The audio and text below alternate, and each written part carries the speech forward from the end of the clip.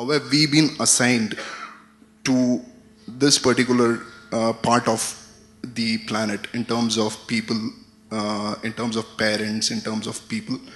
This is in terms of existence in this planet. And the other question is, which again triggers my belief in God, is who's the person who controls our life before we are born and after our death?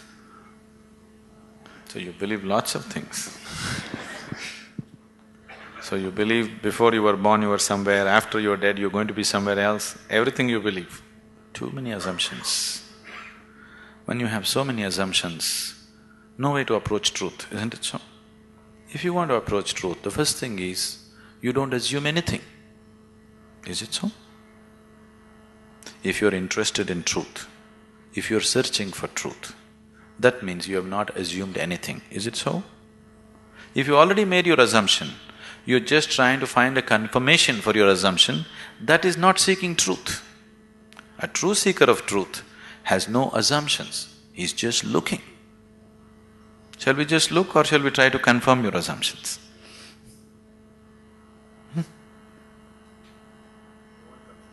You want confirmation? You're right. Does that get you any closer? If I tell you your beliefs are right, does it get you any closer to truth? Does it? You feel better. Oh, okay, I've been right. But nothing gets solved, isn't it? Life doesn't get solved, does it? No. So confirming your belief systems doesn't mean anything. This is a big problem with human beings. They want to be right all the time. This is the biggest problem. In fact, it is the basis of all conflict in the world. I am right, you are wrong. This is the problem, isn't it? Isn't it so? What I believe is right, what you believe is wrong. Isn't this the basis of all problems in the world? Whether it's within the family or in the community or in the world or wherever? Yes? Shall we eliminate the problem a little bit? The first thing you need to do is, after all, they are your beliefs. And your beliefs are not original, picked up, isn't it? Your priest or mullah or father or mother, somebody put it into you, isn't it so? Picked up from somebody. It depends how powerfully they worked on you. And they work pretty powerfully because the business is at stake otherwise. So, what you assume may have nothing to do with reality. Now, you're trying to understand something which is beyond the physical, with physical context, it won't happen. You're trying to perceive something which is beyond physical through sense perception, such a thing cannot happen. Now you want to measure the depth of the ocean, but you went with a foot scale. You will obviously come with wrong conclusions, isn't it so? If you want to measure the depth of the ocean, your first business is to get the right kind of instrument. Yes? Yes or no? That's your first business, that's all I'm saying. You want to know something beyond the physical. First thing that you need to do is to have a perception which is beyond five senses, which can perceive that which is not physical. Only then you perceive. Otherwise, you can only believe or disbelieve, isn't it? If I tell you, God is actually in my pocket, this many people can believe me? This is a ridiculous thing, oh, we don't believe that, but I can tell you a more elaborate story if you want, which we can work on and make you believe in, isn't it? Right now, God is in my pocket. This many people believe me, this many people disbelieve me. Have these people gotten any closer to God than they were before? Have they? Or have these people gone any further away? No, nothing changes, isn't it? So why are we wasting our time trying to confirm our assumptions? You must enhance your perception, because only by perceiving you will know. There is no other way to know. Is it so? You will know anything only when you perceive it. Till then you do not know it. Is that a reality? Is that a reality? People who are not on talking terms with me, is that a reality?